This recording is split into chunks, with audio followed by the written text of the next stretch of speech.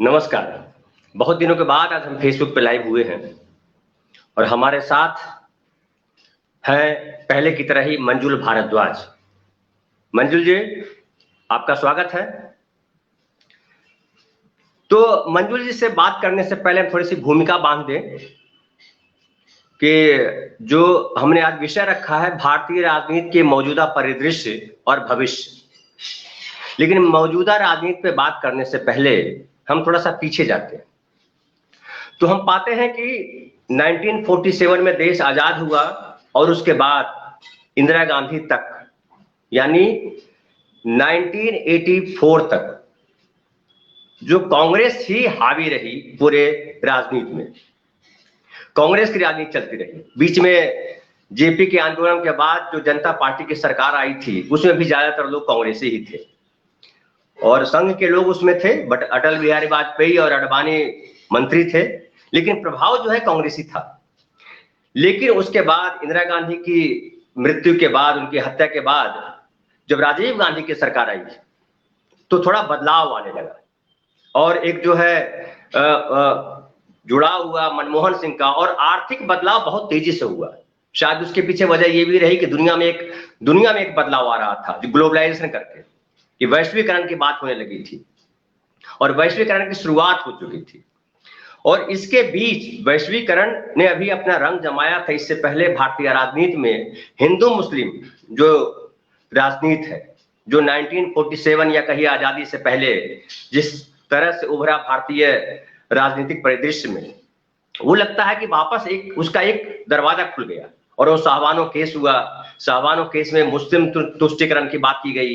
फिर उसके बाद जो बाबरी मस्जिद विवादास्पद थी उसके दरवाजे खोल दिए गए, रामलला की पूजा होने लगी।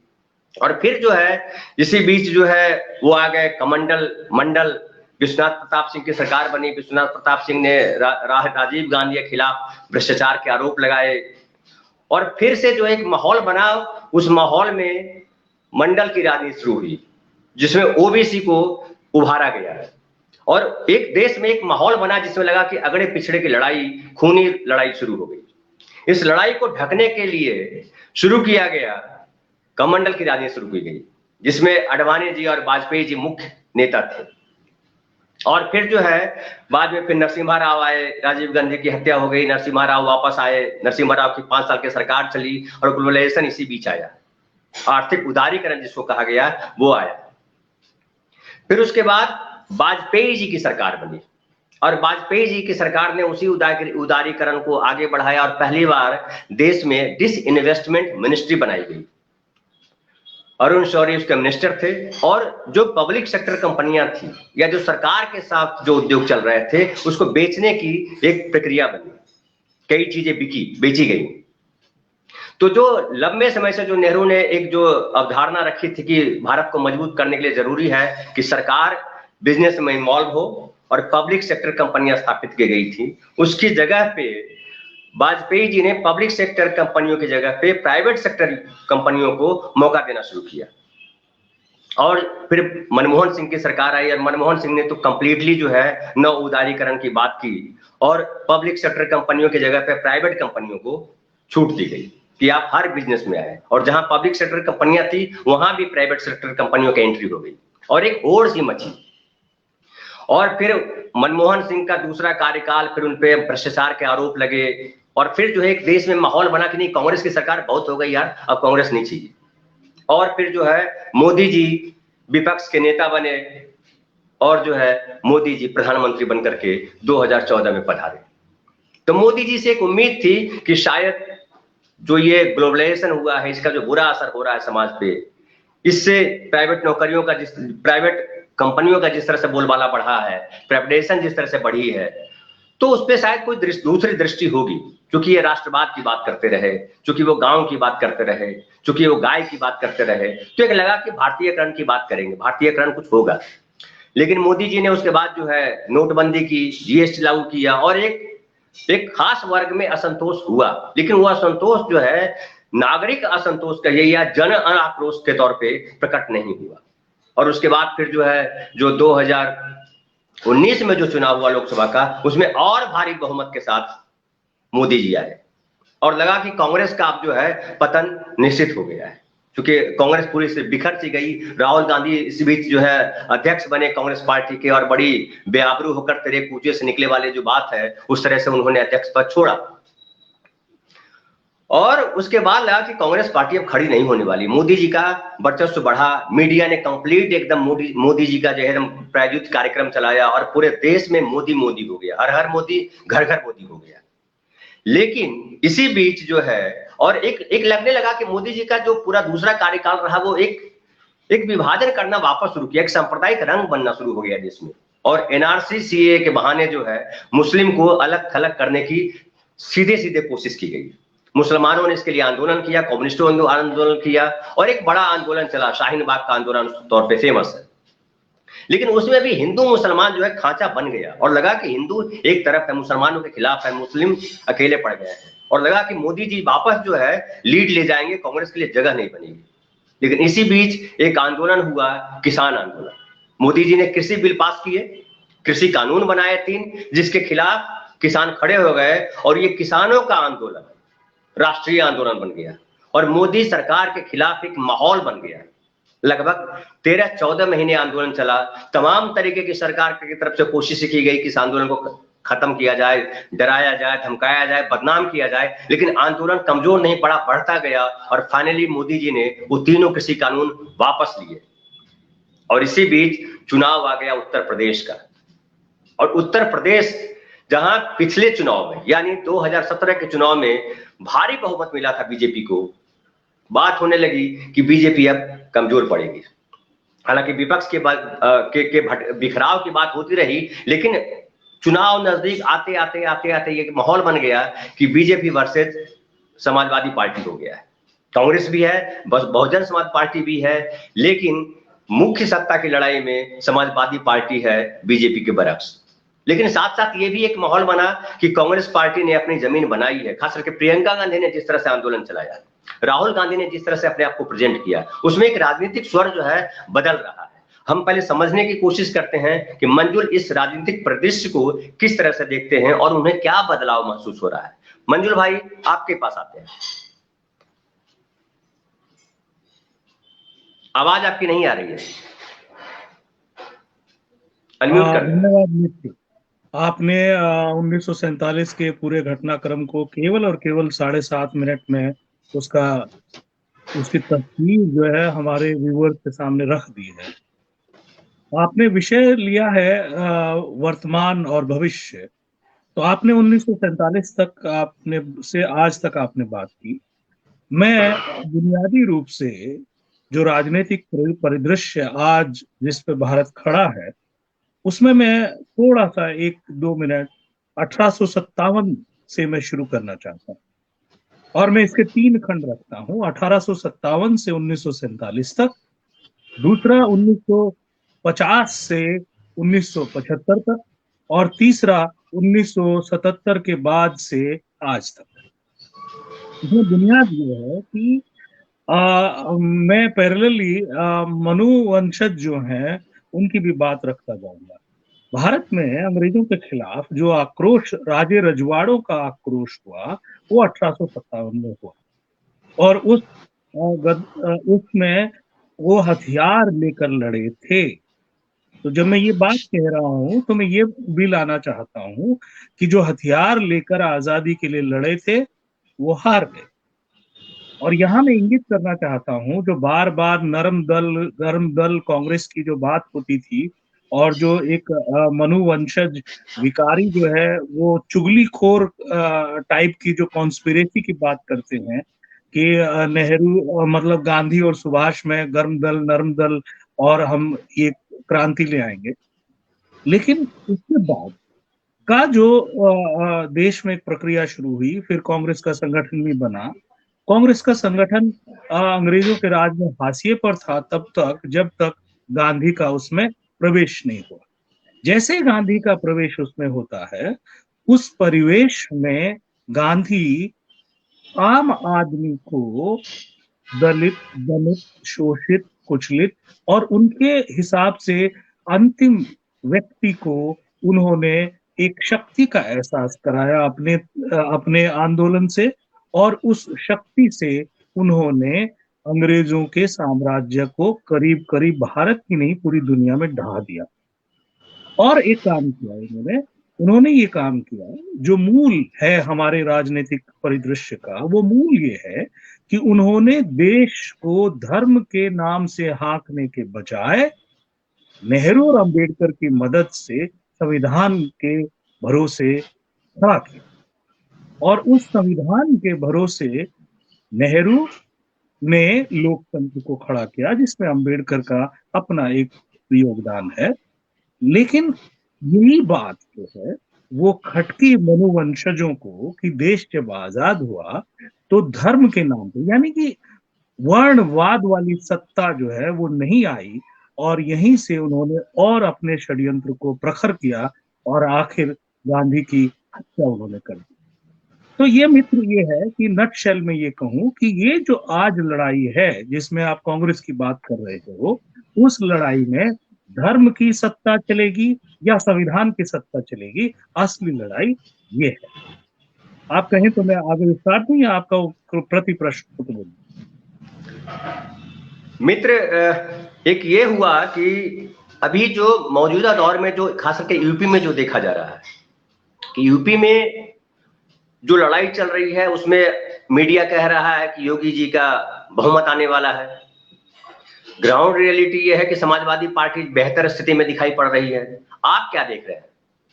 मैं ये देख रहा हूं कि ये जो अभी चुनाव हो रहा है इसमें जो कांग्रेस ने जो एक बड़ी भारत पुनः भारत, ये जिसको अंग्रेजी में कहते हैं रिक्लेमिंग इंडिया, कि पुनः भारत की राजनीति को दिशा देने का काम अपने हाथ में ले लिया है। जो मीडिया के बुलबुले हैं उनको हम थोड़ा सा अलग अलहिदा रखते हैं, और मैं उस बात को कंटिन्यू करता हूं कि 1950 से 1975 तक कांग्रेस ने देश निर्माण का प्रखर कार्य किया। लेकिन बूढ़े हो रहे कांग्रेसियों में जब प्रधानमंत्री बनने की हूक इस हद तक जागी कि उन्होंने इंदिरा गांधी को प्रधानमंत्री से हटाने के लिए षड्यंत्र करने शुरू किए, तब इंदिरा गांधी ने देश पर इमरजेंसी थोपी और कांग्रेस को एक तानाशाह की तरह अपनी मुट्ठी में बंद किया। और उसके बाद जो है वो, हालांकि उन्होंने ठीक किया, बाद में वो इमरजेंसी हटाई और लोगों ने और जो बूढ़े हो चुके कांग्रेसी प्रधानमंत्री भी बन गए, लेकिन चूंकि उनकी इच्छा ही प्रधानमंत्री बनने की थी इसलिए निपट गए, देश में कुछ कर नहीं पाए वो। और देश की जनता ने फिर से इंदिरा गांधी में विश्वास जताया, हालांकि उन्हें बाद में राष्ट्र प्रेम देशभक्त होने की कीमत अदा करनी पड़ी और उन्हें अपनी जान गंवानी पड़ी। उसके बाद से जो विकारियों ने बोलबाला किया, क्योंकि एक ऐसा कांग्रेस का प्रधानमंत्री बना जिसको हम राजीव गांधी जी के नाम से जानते हैं, जिसको जमीन की जानकारी नहीं थी, और कांग्रेस के सलाहकारों ने उनको वो काम करवाया जैसे रामलला का दरवाजा खोलना, और उससे मनु के वंशजों को मौका मिला। मित्र, मैं आपको रोकूंगा मित्र आपको रोकूंगा। मैं कह रहा हूं कि मौजूदा परिदृश्य में आप क्या देख रहे हैं? मैं वही आ रहा हूं। नहीं, आप सीधे आ जाइए। नहीं, मैं वहीं आ रहा हूं और वहीं सीधे आ रहा हूं। मैं मीडिया की बातों से नहीं आ रहा हूं। मैं अपनी बात ये कह रहा हूं मित्र कि कांग्रेस ने जो गलती हुई और जो सत्ता जनित रोगों से पीड़ित हुई और जो मनमोहन सिंह ने नेहरू की जड़ें खोद दी, उनको अब ये दोनों भाई बहन जिनका आप जिक्र कर रहे हैं, उन्होंने चुनाव में हार जीत के बजाय देश की राजनीतिक दिशा और उसका एजेंडा तय करने में अपना समय समर्पित कर दिया है। और वो एजेंडा यही है कि वो भारत को एक धर्म सत्ता की बजाय संविधान सत्ता के रूप में आगे बढ़ाना चाहते, ये मैं कहना चाहता हूं। मित्र, पिछले 7 सालों में खास करके जब से मोदी जी आए, 7-8 सालों में चैनल, जितने न्यूज चैनल हैं, बड़े बड़े अखबार हैं, और जो व्हाट्सएप यूनिवर्सिटी है, आरएसएस भी है, विश्व हिंदू परिषद भी है, और भी संगठन है, उसमें मुस्लिम संगठन भी बहुत सारे होंगे। तो उन सब ने मिलकर के जो देश में एक माहौल बनाया है, एंटी कांग्रेस माहौल बनाया है, हिंदू मुसलमान के बीच दायरा बढ़ाया है, उसको क्या भरा जा सकता है? क्या वो भर सकता है? क्या उससे देश निकल पाएगा? बिल्कुल, देश में कहूं निकल गया है, मैं यही कहना चाह रहा हूं। देखिए, कांग्रेस ने सत्ता गंवाने के बाद जब कांग्रेस मुक्त भारत का मनुवंशजों ने नारा दिया और जुमलों के आधार पर चुनाव जीते एक के बाद एक के बाद, यानी कि प्रधानमंत्री देश के सर्वोच्च पद पर भी होते हुए उनकी कांग्रेस के प्रति घृणा जो है इतनी जबरदस्त है कि वो म्युनिसिपल इलेक्शन में भी उन्होंने अपना कैंपेन किया। लेकिन एक सबसे बड़ी बात ये हुई कि जुमलों से बनी हुई सरकार, वो जो मनमोहन सिंह ने एक अमीर वर्ग तैयार किया था, उस अमीर वर्ग को जब अपनी मौत नजर आई और एक एक सांस के लिए दर बदर भटकते रहे, नंबर एक। नंबर दो, जिन मजदूरों को उन्होंने सपने दिखाए थे, उनको उनके मोदी के कार्यकाल में अपने जान गंवाकर लहूलुहान होते हुए अपने घर पहुंचना पड़ा था और देश के पूरे हाईवे जो है वो लहूलुहान हो गए थे। तीसरा, जो मध्यम और मझोले उद्योग थे, वो उद्योग जो है वो बर्बाद हो गए। चौथा, जो युवा कावड़ लेके डोल रहे थे और जिनको मनु के वंशजों ने बाइक पर जो है तिरंगा दिया था, वो आज बेरोजगारी की सबसे बड़ी फौज है। और जिन किसानों ने भी मोदी को अपने किसी भी वजह से कह लीजिए प्रधानमंत्री बनाया था, जब उनकी जमीन छीनने और हड़पने की बारी आई, तब उन्होंने विद्रोह किया। और इसमें और सबसे बड़ी बात, आपने एक जिक्र किया था, बस 60 सेकंड और लूंगा। आपने एक जिक्र किया था कि सीए और एनआरसी जो है वो केवल मुसलमानों को बेदखल करने के लिए नहीं, ये अर्ध सत्य है। ये जो है सीए और एनआरसी उन सभी जिनकी खेती हर जमीन नहीं है या जिनके पास लैंड होल्डिंग नहीं है, उन सबको बेदखल करने का षड्यंत्र है, ताकि एक वर्णवादी सत्ता को वो बिठा सके और उससे, जिसको वो हिंदू राष्ट्र कहते हैं, इनकोट। तो मित्र, ये जो है भारतीय राजनीति का एक विकारवादी जो चरम काल था, वो मेरे हिसाब से समाप्त हो चुका है और धीरे धीरे उसकी चुनाव में परिणति होगी।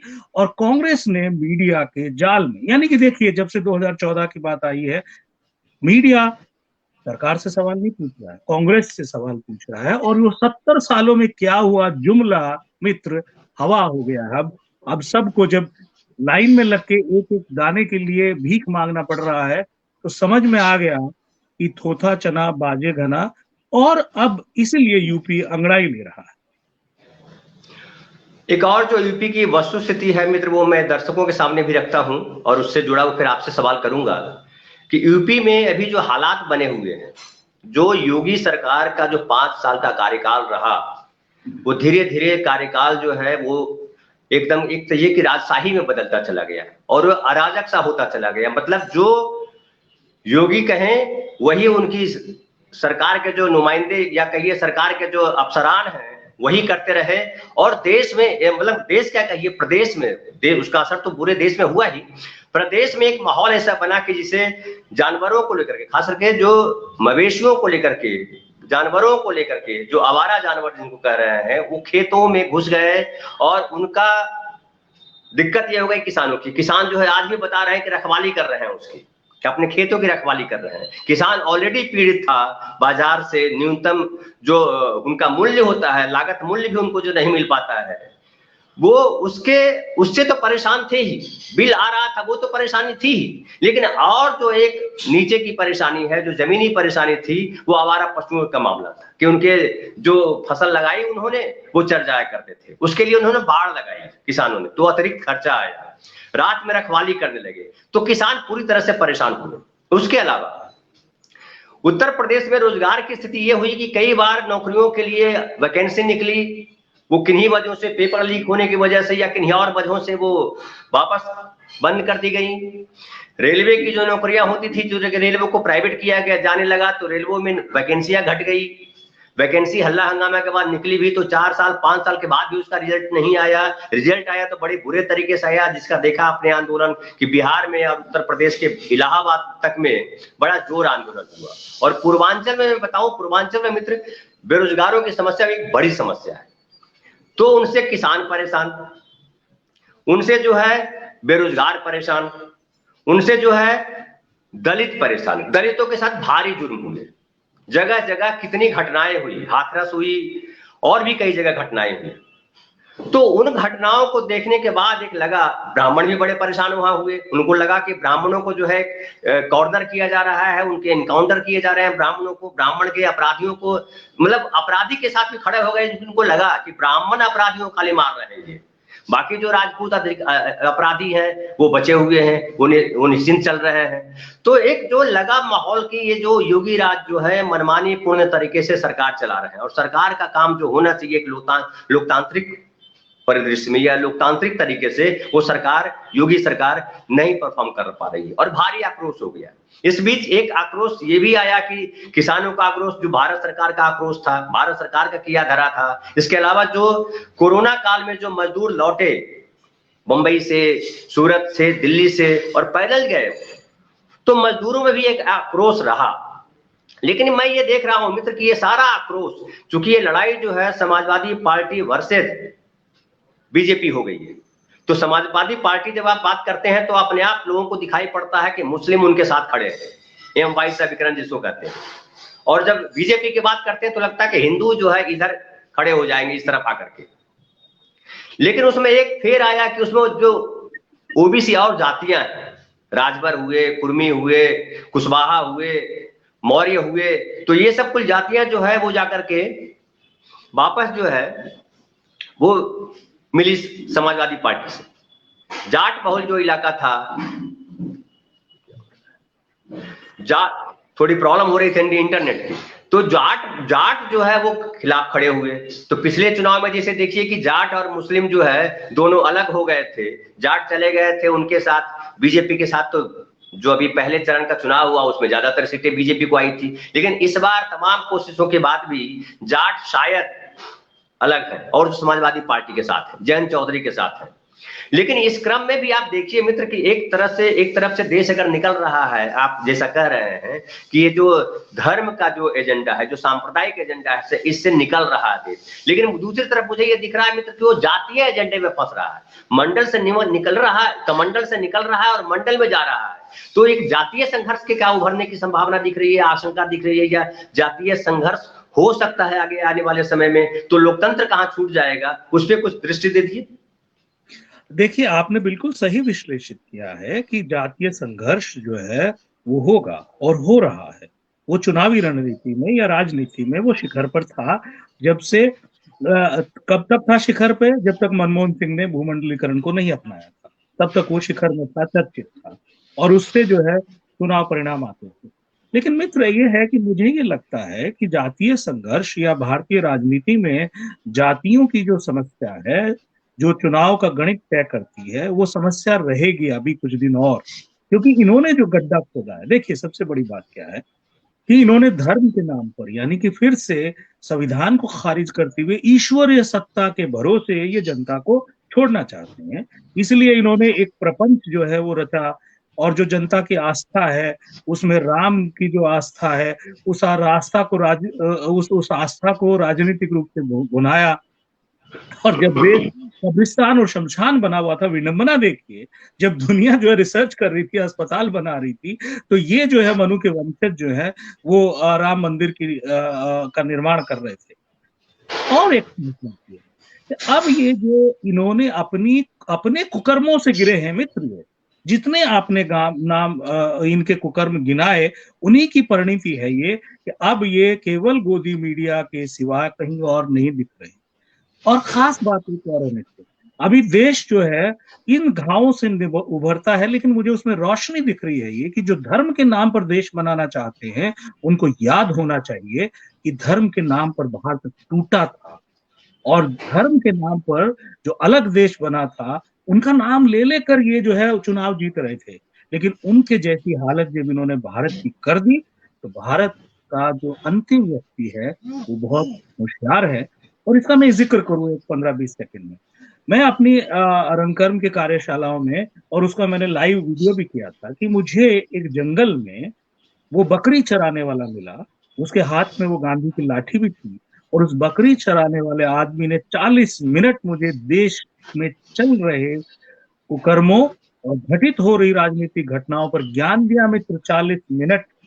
और वहां से मुझे ये उम्मीद आई कि केवल यूपी ही नहीं, पूरे देश का वो अंतिम व्यक्ति जाग रहा है और वो हिस्सा मांगेगा मित्र। वो जाति का आधार लेके मांगे या वो संविधान का एक मूल स्वर होके अपनी बात रखे, इसके लिए हमें जनता को कहीं ना कहीं अलग दिशा में उत्प्रेरित करने की जरूरत है।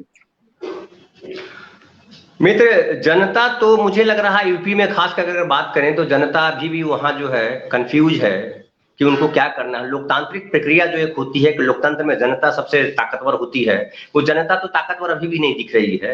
वो भले उसके सामने विकल्प नहीं है, उस तरीके से विकल्प जनता खड़ी नहीं कर पाई है कि अब बीजेपी से अगर हटना है तो किसको जाओगे, समाजवादी पार्टी के पास जाओ। समाजवादी पार्टी के साथ भी उत्तर प्रदेश कई साल रहा और कोई बहुत बड़ा बदलाव तो जनता ने नहीं महसूस किया। एक लोकतांत्रिक तरीके से जो बदलाव आना चाहिए, हो सकता है राज्य सरकारों की अपनी सीमाएं हैं, दिल्ली में तो चीजें अलग तरीके से घूमती रही। लेकिन मुझे एक जो संभावना दिख रही है मित्र, कि कांग्रेस जो है वापस रिवाइव हो रही है। क्योंकि एक्सट्रीमिस्ट जो है, जो बीजेपी है, बीजेपी को जनता ने देख लिया और उसने कंप्लीटली आरएसएस का एजेंडा लगाया और उस एजेंडे में भी बहुत निचले स्तर पे गए।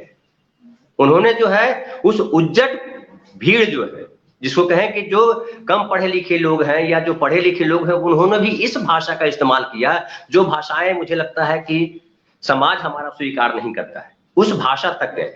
अभी हेमंत बिस्वा की जो है बात, जो राहुल गांधी से जो उस तरह के सवाल किए थे, जिस तरह की बातें की थी, उस पर बड़ा आलोचना हो रही है। इवन तेलंगाना के चीफ मिनिस्टर ने एक दिन पहले जिस तरह से भाषा यूज की थी, खुद पागल कुत्तों से मैं नहीं डरता, ये भाषा बर्दाश्त नहीं की जानी चाहिए। मुझे लगता है हम सभ्य समाज, हम सभ्यता की तरफ बढ़ रहे हैं, काहे वापस जाहिल होते जा रहे हैं।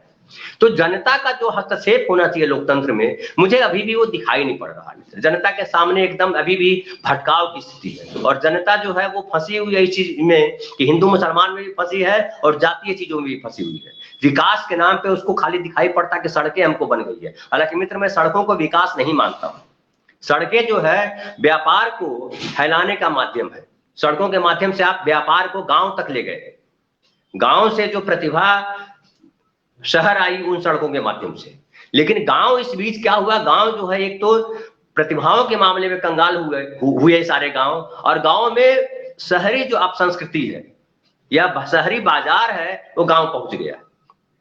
तो जनता जो है, जो भारतीय जनता है, जिस जनता के लिए, जिस आखिरी आदमी के लिए गांधी ने संघर्ष किया और आखिरी आदमी को एम्पावर करने की जो उन्होंने कल्पना की थी या जो उन्होंने संकल्प लिया था, वो आखिरी आदमी अभी भी नहीं दिखाई पड़ता है सामने।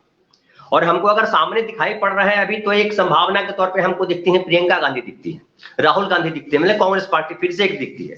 लेकिन एक भय तो है अभी भी कि कांग्रेस पार्टी ने भी बीच में जो चला, कांग्रेस पार्टी ने जिस तरह से किया, उसमें इमरजेंसी जैसी चीजें आ गई। उसमें कांग्रेस पार्टी ने ही आज देश को इस स्थिति में ला दिया कि हमारे सामने जो है ग्लोबलाइजेशन के बाद प्राइवेटाइजेशन इस लेवल पे चला गया कि आज बीजेपी हर चीज को प्राइवेट करने के रास्ता देख रही है, प्राइवेट करने की जुगत में लगी हुई है। तो प्राइवेटाइजेशन का नुकसान जो है आम आदमी को या आखिरी आदमी को झेलना पड़ रहा है।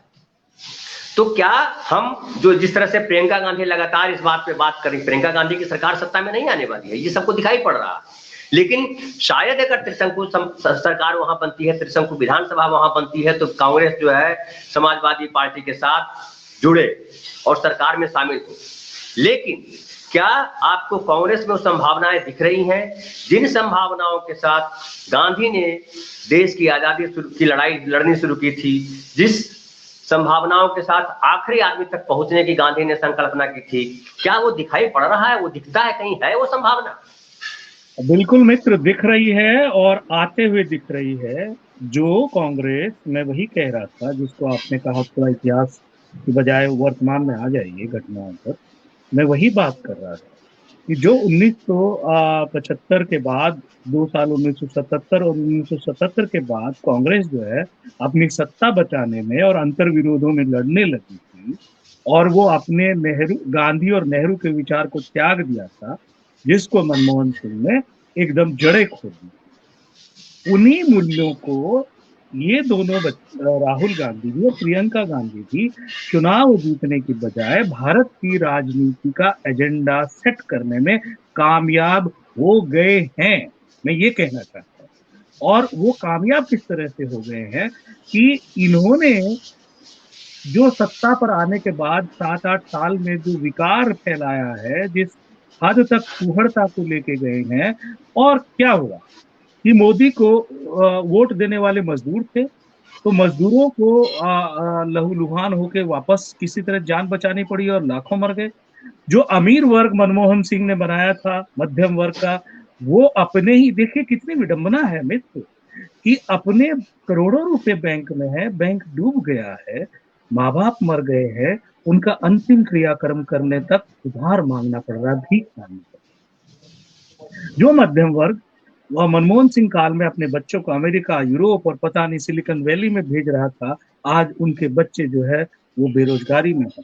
और जो आपने एक एक बात बताई जनता की, जो आवारा पशु की बात हो, जो गवर्नेंस की बात हो, और आपने एक बहुत अच्छा बिंदु बताया कि योगी जो है मनमानी कर रहे, केवल योगी मनमानी नहीं कर रहे, इस देश के शिखर पर यानी कि लोकतंत्र के शिखर पर जो पद है प्रधानमंत्री, वो अपनी मनमानी कर रहा है या तानाशाही कर रहा है। तो अब जनता जो है वो कांग्रेस को इसलिए सुन रही है कि उनको समझ आ गया कि ये ईश्वरीय शक्ति के भरोसे हमारा पेट नहीं भरने वाला, और ये फिर वहीं ले जाएगा जहां से हमें मुक्ति भी दिलाई थी गांधी ने, और जहां से हम एक नए समान नागरिक बनने की प्रक्रिया थी।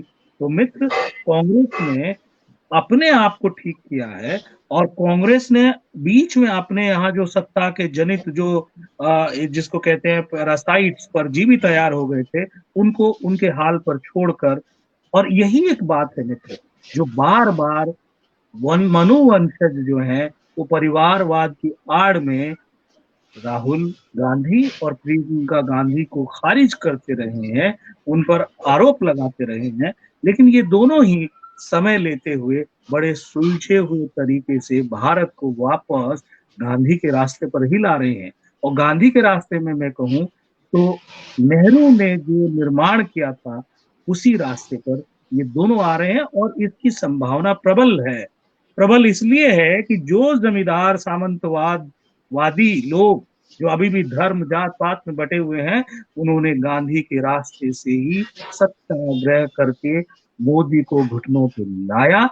ये हमने सब ने देखा जब उनको उग्रवादी, आतंकवादी, देशद्रोही ठहरा दिया गया था। और एक मित्र आपने बहुत बढ़िया जिक्र की, बस 10-20 सेकंड में खत्म करता हूं, कि अटल बिहारी वाजपेयी की समय में विनिवेश मंत्रालय बना था।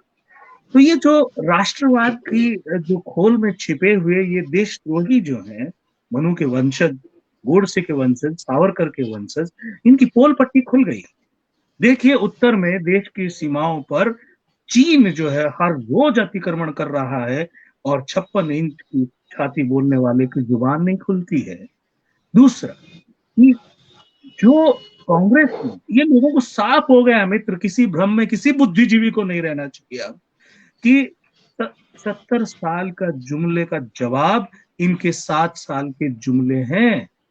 और अब बात कर रही है जनता कि जिसने सुई से लेकर एटम बम तक बनाया हो, जिसने एक छोटी सी मशीन से लेकर अंतरिक्ष यान तक बनाया हो, उपग्रह बनाए हो, वो देशद्रोही हो गए। और जिसने कांग्रेस के बनाए हुए देश के सारे संसाधनों को बेचने भर का काम किया, वो राष्ट्रभक्त। तो ये दोनों तस्वीरें मित्र दिख रही हैं लोगों के सामने। मित्र, एक और जो बहुत महत्वपूर्ण है लेकिन पहलू है, लेकिन अब इस पे आज हम बात नहीं करेंगे, कल करेंगे इस पे बात, क्योंकि हम चाह रहे हैं कि भारतीय राजनीति के मौजूदा परिदृश्य और भविष्य को जो है एक आधे एपिसोड में, आधे घंटे में समेटा नहीं जा सकता है, पौना घंटा में। तो हम कल भी बात करेंगे, परसों भी बात करेंगे इस पे। तो हमें वो लेकिन बिंदु रख देना चाहते हैं कल, जिसपे हम बात करना चाह रहे हैं कि इस पूरी लड़ाई में आप देखिए कि एक जो है बहुत बड़ा जो वामपंथ था, वामपंथ कहीं उत्तर प्रदेश में दिखाई नहीं पड़ रहा। उत्तर प्रदेश देश की राजनीति तय करता है, लेकिन उस देश की राजनीति तय करने वाले उत्तर प्रदेश में कहीं कम्युनिस्ट दिखाई नहीं पड़ रहा है। उसके अलावा एक जो और शक्ति उभरी थी दलित शक्ति मायावती जो थी, मायावती भी इस बार जो है वो हाशिए पे दिख रही है, सत्ता की लड़ाई में कहीं नहीं है। वो मंडल और कमंडल तो लड़ाई में है, लेकिन जो है लोकतंत्र की लड़ाई में जो दलितों की भागीदारी जो सुनिश्चित की जानी थी वो अभी भी हाशिए पर है। और कम्युनिस्ट भी वहां नहीं है जो मजदूरों की बात करते हैं, जो किसानों की बात करते हैं, जबकि ये किसान आंदोलन हुआ है ना। मजदूर सड़कों पर बड़े फटेहाल स्थिति में गए, युवक जो है जो बेरोजगार थे, जो कम्युनिस्टों के सवाल हैं वही सारे सवाल जो है विकराल होकर के उत्तर प्रदेश में सामने हैं, लेकिन कम्युनिस्ट इस चुनाव में कहीं दिखाई नहीं पड़ रहा है। हम इस पे कल बात करेंगे मित्र। तो आज आप आए और हमारे साथ कई दर्शक जुड़े हुए हैं, उन सबका धन्यवाद। और हम कहेंगे कि 6:30 बजे कल शाम में वापस आइए, हम इस प्रक्रिया को आगे बढ़ाएंगे और एक हम समझ विकसित करने की कोशिश कर रहे हैं। मैं भी इससे सीख रहा हूं, आपके सामने भी कुछ स्थिति रखने वाला हूं, और मैं ये भी सोच रहा हूं कि आप अगर अपनी, आज कई मित्रों ने अपने यहाँ पे प्रतिक्रियाएं दी, तो आप भी अपनी प्रतिक्रिया रखें, सवाल रखें, विचार रखें, ताकि 1 से 2, 2 से 4 और 4 से 10 हो सके।